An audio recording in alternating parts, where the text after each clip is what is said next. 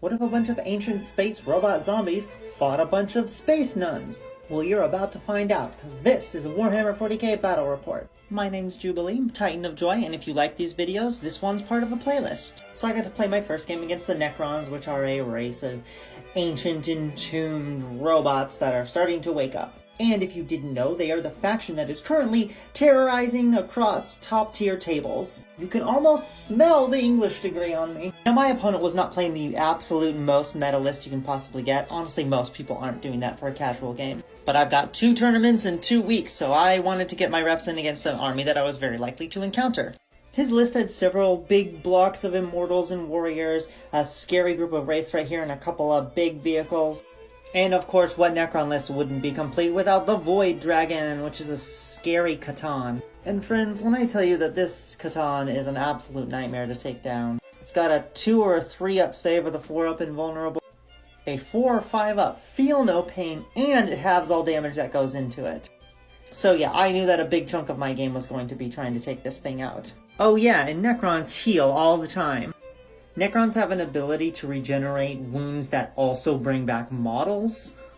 And he's actually just floating right over here, but there's a reanimator here which emphasizes the ability even more. I'm playing my Sisters of Battle, of course. It's a really, really busy board we were doing. I keep doing the same terrain layouts most of the time, and so I picked one that I just honestly haven't seen.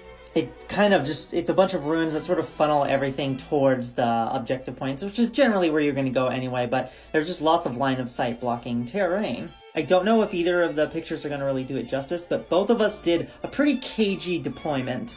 I think it speaks to how scared we both were of each other shooting, which meant whoever goes first is going to be at a pretty disadvantage. Because, obviously, if you hide your army behind a bunch of stuff, you have further to move to get where you need to go. And I got to go first. So my opening turn, I get Secure No Man's Land and Area of Denial.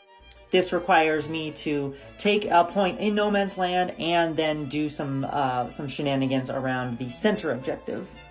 Well, it's the middle of the board, but there's always an objective there. And while these were both achievable, it did require me, basically, I was sacrificing 2 units to take 2 objectives. Because I had to get onto them, and then it opened those units up to all of the shooting from his army.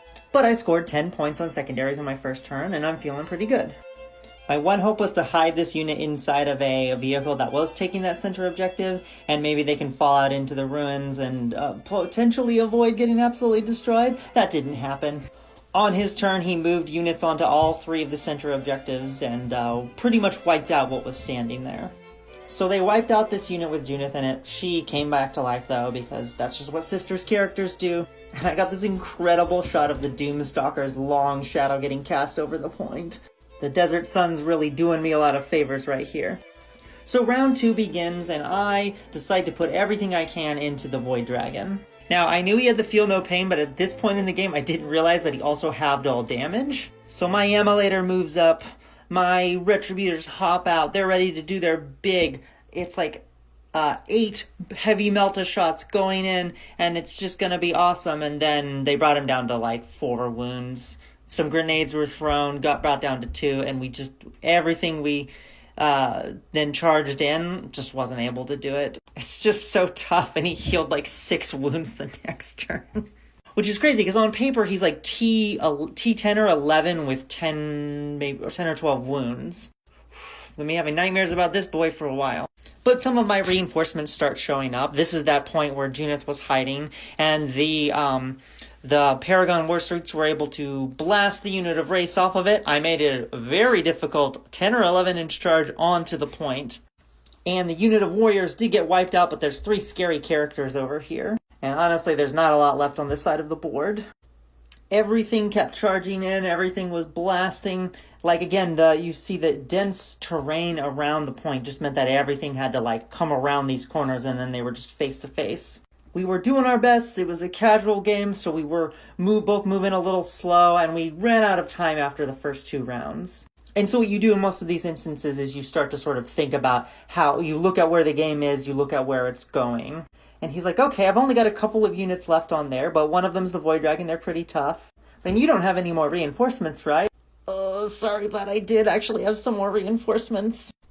So I'd scored pretty good on my secondaries in both of these turns. The getting deploy teleport homers, my Calidus was able to drop in their backfield and score it, and no prisoners. I just got like all of the work kind of all ganged up on a couple of units, and I was able to score 10 points in that round too. So when we called the game, it was 50-30 me, which is obviously not a complete game at this point. Honestly, what I probably would have done in my turn 3 is just leave the Void Dragon alone and try to destroy everything else, so he has to use that to hold the center objective, and just leave it for him.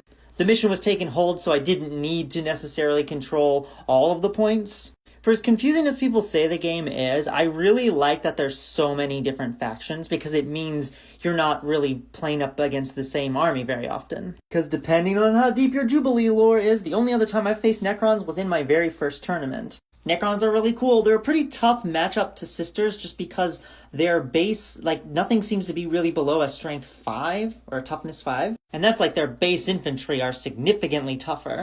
So, like, while there was lots of things for my bigger guns to shoot out, it kind of felt like I was really, like, had to both focus fire in order to fight back against the reanimation and to actually do damage, because my bolters and flamers weren't doing anything. But it was a good game. I actually was learning some stuff. Like, there was a really straightforward, I mean, it was a very textbook example, but having to know that you're throwing a unit absolutely in the garbage, but you would score decent secondaries for that is a really, like, I know that works on paper, but that's like always a hard decision for me to make.